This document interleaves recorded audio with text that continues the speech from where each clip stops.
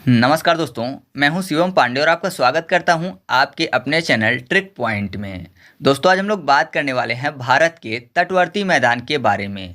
इससे पहले मैंने इंडियन ज्योग्राफी के 6 वीडियो अपलोड कर दिए हैं, तो अगर आपने अभी तक उन वीडियो को नहीं देखा है और आप देखना चाहते हैं तो आपको उन सभी वीडियो की लिंक डिस्क्रिप्शन में और साथ ही साथ कमेंट बॉक्स में पिन की हुई मिल जाएगी। आप वहाँ से उन सभी वीडियो को भी देख सकते हैं। ठीक है, तो देरी न करते हुए चलिए इस वीडियो को शुरू करते हैं। तो जो भारत के तटीय मैदान हैं, इनका विस्तार प्रायद्वीपीय पर्वत श्रेणी का मतलब पूर्वी घाट पर्वत और पश्चिमी घाट पर्वत से है। तो इनका विस्तार प्रायद्वीपीय पर्वत श्रेणी तथा समुद्र के मध्य है। ठीक है, अगर बात करें कि इनका निर्माण कैसे हुआ है, तो इनका निर्माण समुद्री लहरों, जिनको आप बोल सकते हैं समुद्री तरंग भी, तो उनके द्वारा अपर्दन व निक्षेपण तथा पठारी नदियों द्वारा लाए गए अवसादों के जमाव के कारण हुआ है। जब हम लोगों ने पूर्वी घाट पर्वत और पश्चिमी घाट पर्वत पढ़ा था, तो मैंने आपको बताया था कि पूर्वी घाट पर्वत और पश्चिमी घाट पर्वत से कई सारी नदियां निकलती हैं जो कि समुद्र में जाकर मिल जाती हैं। तो अपने साथ कई सारे अवसाद लाती हैं, तो वो यहाँ पर डिपॉजिट कर देती हैं धीरे धीरे, जिस कारण से क्या होता है कि जो तटीय भाग होता है वहाँ पर एक मैदान का निर्माण हो जाता है। उसी को बोला जाता है तटीय मैदान। ऐसे ही दोनों तरफ यानी पूर्वी तरफ भी और पश्चिमी तरफ भी दोनों तरफ मैदानों का निर्माण हो गया।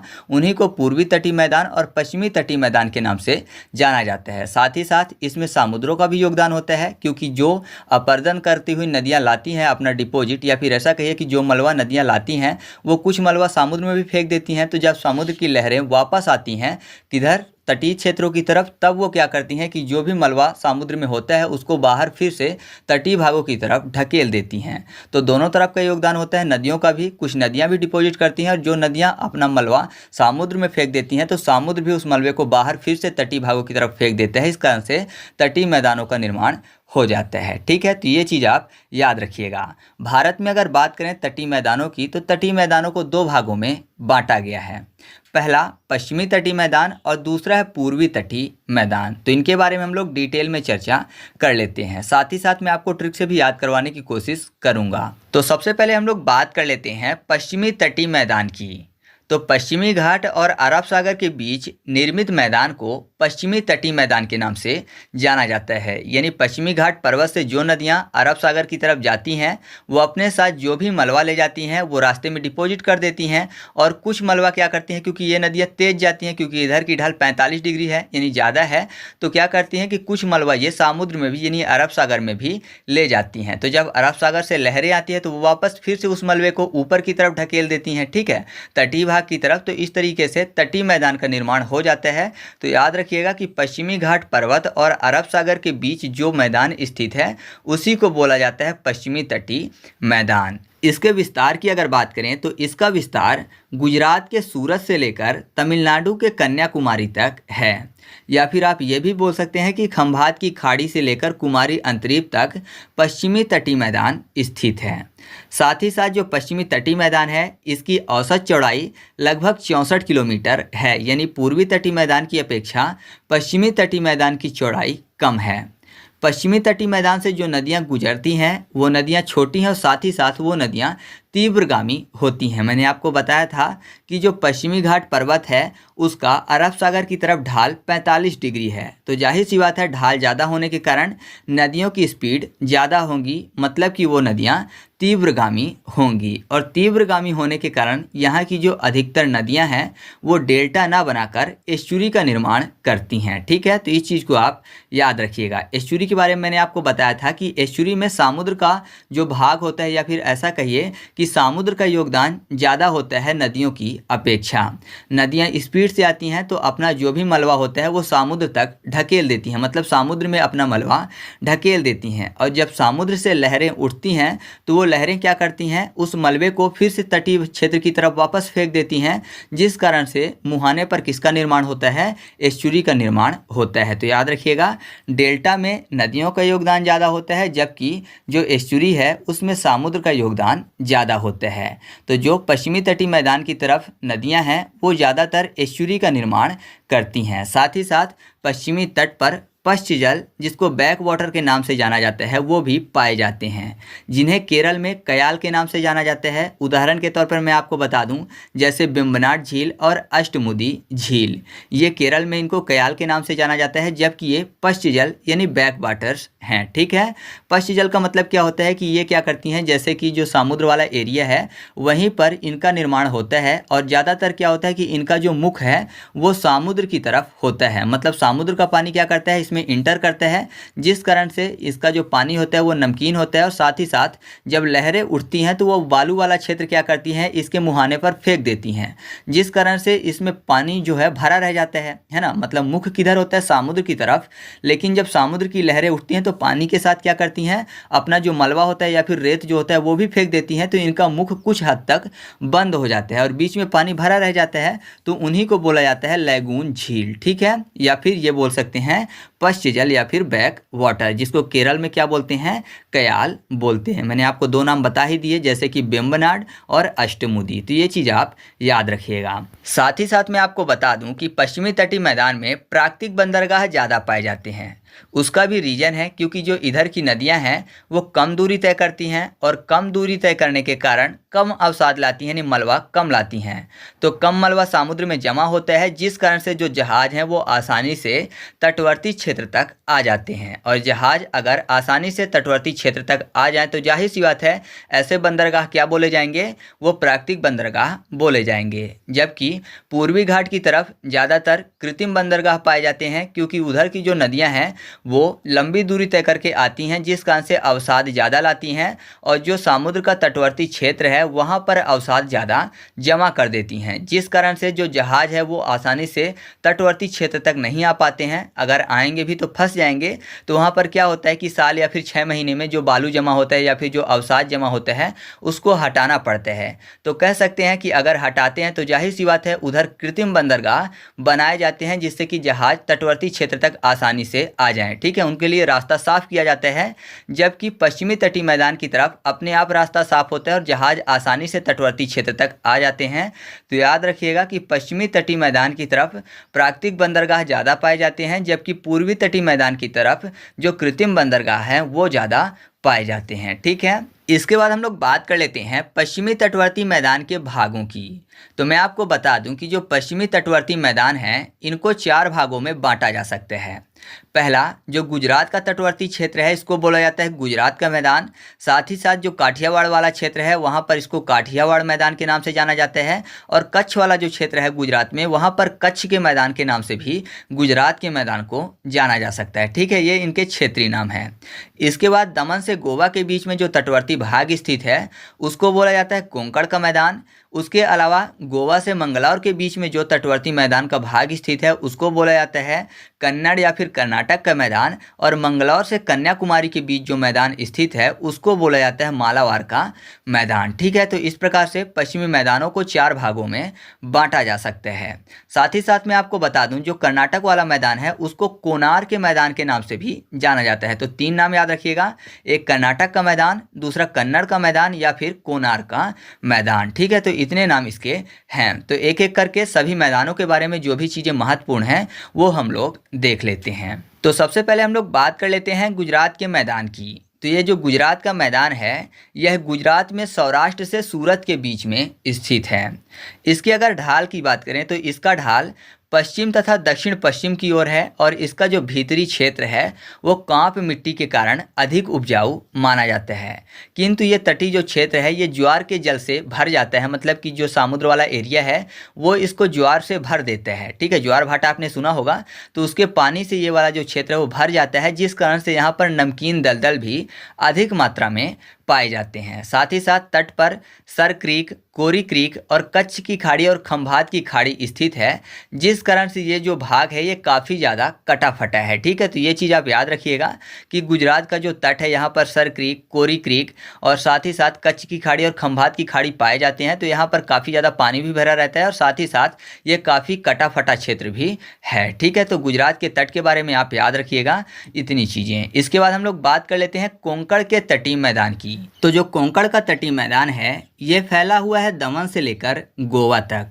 इस मैदान पर वर्षा अधिक होती है, इस कारण से ये वाला जो मैदान है ये काफ़ी ज़्यादा उपजाऊ है। यहाँ पर आम, नारियल, चावल ये अधिक मात्रा में पैदा किए जाते हैं। साथ ही साथ कोंकण के तटीय मैदान में थाल घाट और भोर घाट दर्रे भी स्थित हैं। ठीक है, तो याद रखिएगा कि थाल घाट और भोर घाट दर्रे कहाँ स्थित हैं, तो कोंकण के तटीय मैदान में स्थित हैं। इसके अलावा इस मैदान में उत्तर से दक्षिण की ओर बहने वाली कुछ महत्वपूर्ण नदियां हैं, तो उनका क्रम भी आप चाहें तो याद रख सकते हैं। तो उत्तर से दक्षिण की तरफ बहने वाली नदियों का जो क्रम है वो है पिंजल, बसाक, भोगराना और जुआरी। ठीक है, तो इन चीज़ों को आप चाहें तो साथ में याद रख सकते हैं। इसके बाद हम लोग बात कर लेते हैं कर्नाटक के मैदान की, जिसको मैसूर का मैदान भी बोला जाता है या फिर कन्नड़ का मैदान भी बोला जाता है और कोनार का मैदान भी बोला जाता है। ठीक है, तो आप इनके सभी नाम याद रखिएगा, क्योंकि एग्जाम में कभी कभी कंफ्यूज करने के लिए अलग अलग नाम से भी पूछ लिया जाता है। तो यह जो मैदान है ये गोवा से मंगलौर के बीच में फैला हुआ है। इसका जो उत्तरी भाग है वो सकरा है, जबकि इसका जो दक्षिणी भाग है वो अधिक चौड़ा है। यहाँ पर भी वर्षा की अधिकता है, जिस कारण से यहाँ का जो टेम्परेचर है वो अनुकूलित होता है, मतलब बहुत ज़्यादा यहाँ पर हाई टेम्परेचर नहीं हो पाता है, जिस कारण से यहाँ पर सुपारी हो गया, गरम मसाले हो गया, केला, आम, नारियल, चावल, इनकी पैदावार ज़्यादा होती है। ठीक है, साथ ही साथ मैं आपको बता दूं कि यहाँ पर पूर्व की ओर ढाल ज़्यादा पाया जाता है, जिस कारण से जो ढाल है वो सीढ़ीनुमा तरीके से होता है। सीढ़ीनुमा मतलब कि वहाँ पर खेती करने के लिए उसको सीढ़ीनुमा आकार का बना दिया जाता है। तो उन सीढ़ीनुमा ढालों में काजू, बादाम, कहवा, मिर्च, इन सभी चीज़ों की, साथ ही साथ जो बागवानी वाली फसलें होती हैं इनका भी उत्पादन ज़्यादा यहाँ पर किया जाता है। और यहाँ पर अगर नदियों के क्रम की बात करें तो उत्तर से दक्षिण की तरफ नदियों की क्रम जो है वो कालिंदी है, शरावती है और नेत्रावती है। ठीक है, अच्छा आप कमेंट करके बताइएगा कि शरावती नदी पर कौन सा जलप्रपात स्थित है। ठीक है, तो चलिए आगे बढ़ते हैं। इसके बाद हम लोग बात कर लेते हैं मालाबार के तटीय मैदान की। जो मालाबार का तटीय मैदान है ये मंगलौर से कुमारी अंतरीप के बीच फैला हुआ है। इसमें लंबे एवं सकरे कयाल पाए जाते हैं। मैंने आपको पहले ही बताया कयाल के बारे में, जो कि एक प्रकार की लैगून झीलें हैं। ठीक है, तो यहाँ पर पाई जाती हैं। मैंने आपको दो नाम भी बताए थे, पहले आपको याद होगा बेम्बनाड झील और अष्टमुदी झील, जो कि कयाल हैं। मतलब कि केरल में जो लैगून है उनको क्या बोला जाता है, कयाल बोला जाता है। ठीक है, और साथ ही साथ मैं आपको बता दूं कि यहाँ वाला जो क्षेत्र है, यहाँ की सबसे जो लंबी नदी है वो है पेरियर नदी। ठीक है, और यहाँ पर कांप मिट्टी और लेटेराइट मिट्टी पाई जाती है। साथ ही साथ यहाँ की जो जलवायु है वो उष्ण एवं आर्द्र है, जिस कारण से यहाँ पर रबर, सिंकोना, कहवा और गरम मसाले तथा अन्य प्रकार के फल और ज़्यादातर यहाँ पर आपको रोसा घास के फॉर्म भी देखने को मिल जाएंगे। तो याद रखिएगा कि रोसा घास के फॉर्म ज़्यादातर कहाँ पाए जाते हैं, तो केरल में पाए जाते हैं। ठीक है, साथ ही साथ यहाँ के जो निचले भाग हैं यहाँ पर धान व गन्ने की खेती भी की जाती है। तो इतनी चीज़ें आप मालाबार के तटीय मैदान से संबंधित याद रखिएगा। साथ ही साथ मैं आपको बता दूं कि अगर आप ये याद रखना चाहते हैं कि कौन सा तटीय मैदान कहाँ पर स्थित है, मतलब किस राज्य में स्थित है, तो उसके लिए ट्रिकी वीडियो मैंने पहले से अपलोड की हुई है। उसकी लिंक आपको कमेंट बॉक्स में मिल जाएगी। आप उस वीडियो को अगर देख लेंगे तो आपको याद हो जाएगा कि किस राज्य के तटीय क्षेत्र को किस नाम से जाना जाता है। ठीक है, तो यहाँ पर मैं ट्रिक आपको नहीं बताऊँगा, क्योंकि ट्रिकी वीडियो पहले से अपलोड है, तो ज़्यादा समय बर्बाद करने से कोई भी मतलब नहीं निकलने वाला। ठीक है, तो अब हम लोग बात कर लेते हैं पूर्वी तटीय मैदान की, क्योंकि ये पश्चिमी तटीय मैदान से संबंधित जो भी चीज़ें थी हम लोगों ने देख ली। तो जो पूर्वी तटीय मैदान है वो पूर्वी घाट पर्वत तथा बंगाल की खाड़ी के बीच में स्थित है। यानी पूर्वी घाट पर्वत और बंगाल की खाड़ी के बीच में जिस तटीय मैदान का निर्माण हुआ है उसी को बोला जाता है पूर्वी तटीय मैदान।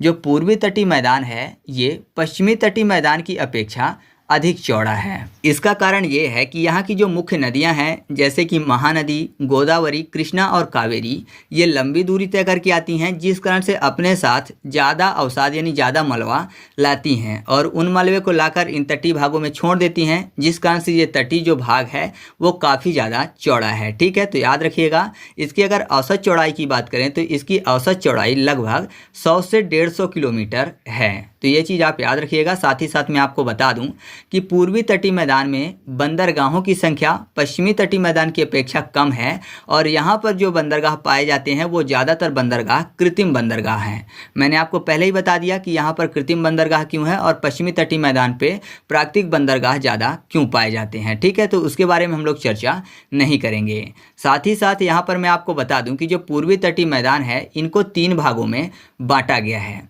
पहला उत्कल का तटीय मैदान, दूसरा आंध्र या फिर काकीनाडा का तटीय मैदान और तीसरा है तमिलनाडु का तटीय मैदान जिसको बोला जाता है कोरोमंडल का तटीय मैदान। ठीक है, तो इनके बारे में हम लोग एक एक करके चर्चा करेंगे। साथ ही साथ एक और तटीय मैदान है जो कि अलग से क्षेत्रीय नाम दिया गया है, तो उसके बारे में भी मैं आपको बताऊंगा। ठीक है, तो सबसे पहले हम लोग बात कर लेते हैं उत्कल के तटीय मैदान की। जो उत्कल का तटीय मैदान है ये गंगा के डेल्टा से कृष्णा के डेल्टा तक फैला हुआ है। ठीक है, साथ ही साथ जो महानदी का डेल्टा वाला क्षेत्र है यहाँ पर ये अधिक ज़्यादा चौड़ा है और साथ ही यहाँ पर ज्वारीय वन फैले हुए हैं। यहाँ की जो मिट्टी है वो अधिक उपजाऊ होने के कारण यहाँ पर चावल, जूट आदि का सर्वाधिक उत्पादन किया जाता है। ठीक है, इसके बाद हम लोग बात कर लेते हैं आंध्रा या फिर काकीनाड के तटीय मैदान की।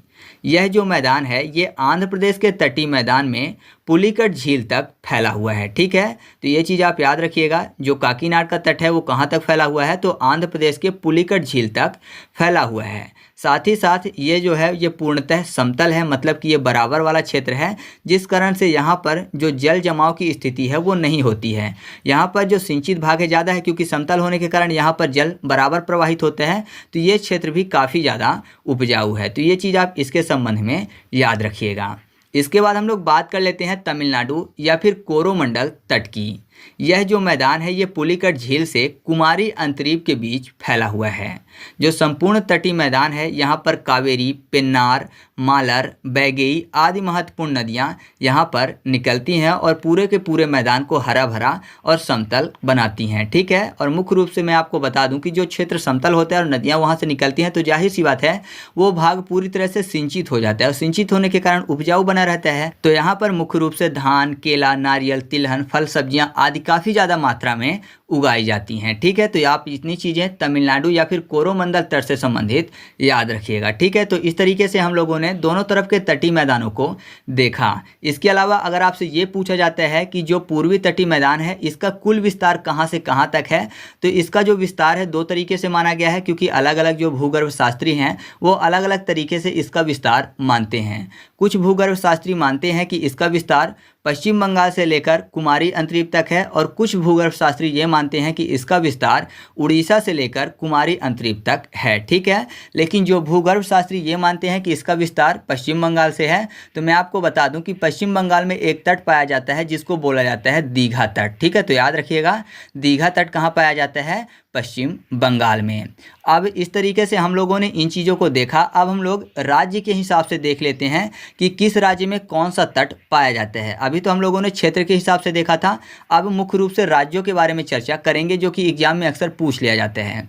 तो सबसे पहले पश्चिमी तट की बात करेंगे तो मुख्य रूप से जो केरल वाला क्षेत्र है या फिर केरल का जो तट है उसको बोला जाता है मालाबार का तट। ठीक है, कर्नाटक का जो अधिकांश क्षेत्र है या फिर कर्नाटक वाला जो एरिया है उसको बोला जाता है कोनार का तट। ठीक है, गोवा और महाराष्ट्र का जो तट है मतलब दोनों का सम्मिलित रूप से जो तट है उसको बोला जाता है कोंकण का तट। जो गुजरात का तट है वो मुख्य रूप से गुजरात में पाया जाता है, जिसमें मैंने आपको बता ही दिया था कि काठियावाड़ वाले क्षेत्र को काठियावाड़ का तट बोला जाता है और कच्छ वाले क्षेत्र को कच्छ का तट बोला जाता है। ठीक है, तो इस तरीके से पश्चिमी तट वाले हो गए। अब बात करते हैं पूर्वी तट की, तो तमिलनाडु का जो तट है उसको मुख्य रूप से कोरोमंडल का तट बोला जाता है। ठीक है, जो कि पुलिकट से कुमारी अंतरीप के बीच स्थित है, मैंने आपको पहले ही बता दिया। इसके अलावा आंध्र प्रदेश और उड़ीसा के तट को सम्मिलित रूप से बोला जाता है उत्तरी सरकार तट और इसका एक और नाम है रॉयल तट। तो कंफ्यूज मत होइएगा, रॉयल तट भी क्या है, आंध्र प्रदेश और उड़ीसा का सम्मिलित रूप से तट है। ठीक है, और जो उड़ीसा का मुख्य रूप से तट है यानी उड़ीसा का अलग से जो तट है उसको नाम दिया जाता है उत्कल तट। ठीक है, तो याद रखिएगा उत्कल तट किसका तट है, उड़ीसा राज्य का तट है, जबकि उड़ीसा और आंध्र प्रदेश का जो सम्मिलित रूप से तट होता है उसको नाम दिया जाता है उत्तरी सरकार तट या फिर रॉयल तट, और पश्चिम बंगाल का जो तट है उसको बोला जाता है दीघा तट। तो इतनी चीज़ें आप इसके संबंध में याद रखिएगा। साथ ही साथ मैं आपको बता दूं कि अगर तटरेखा के क्रम के हिसाब से राज्यों की बात की जाए तो 1 नंबर पर गुजरात आता है, दूसरे नंबर पर आंध्र प्रदेश, तीसरे नंबर पर तमिलनाडु और चौथे नंबर पर महाराष्ट्र आता है। लेकिन अगर राज्य की जगह किसी केंद्र शासित प्रदेश का नाम हो तो मुख्य रूप से अंडमान निकोबार जो है वो सबसे बड़ा, या फिर ऐसा कह सकते हैं कि सबसे ज़्यादा तट रेखा वाला केंद्र शासित प्रदेश या फिर राज्य है। अगर ऑप्शन में अंडमान निकोबार होता है तो सबसे ज़्यादा तट रेखा किसकी है? अंडमान निकोबार की है, फिर गुजरात की है। ठीक है, लेकिन अगर अंडमान निकोबार ऑप्शन में नहीं है और केवल राज्य पूछा गया है तब राज्य गुजरात होगा, लेकिन गुजरात का जो तट है वो अंडमान निकोबार से कम है। तो ये चीज़ आप याद रखिएगा। और अगर बात करें कि भारत की कुल तटरेखा की लंबाई कितनी है तो वह है 6100 किलोमीटर, लेकिन अगर सभी छोटे छोटे द्वीपों की भी बात करें तो उनकी तटरेखा जोड़कर कुल होती है 7516 किलोमीटर। ठीक है, इसके अलावा पूर्वी तटीय मैदान के संबंध में आपको एक चीज़ और याद रखनी है कि जो पूर्वी तटीय मैदान है यहाँ पर जो नदियाँ लंबी दूरी तय करके आती हैं मुख्य रूप से यहाँ पर डेल्टा का निर्माण करती हैं। ठीक है, जबकि पूर्वी तटीय मैदान में जो नदियाँ हैं वो एस्चुरी का निर्माण करती हैं, लेकिन यहाँ पर नदियाँ डेल्टा का निर्माण करती हैं।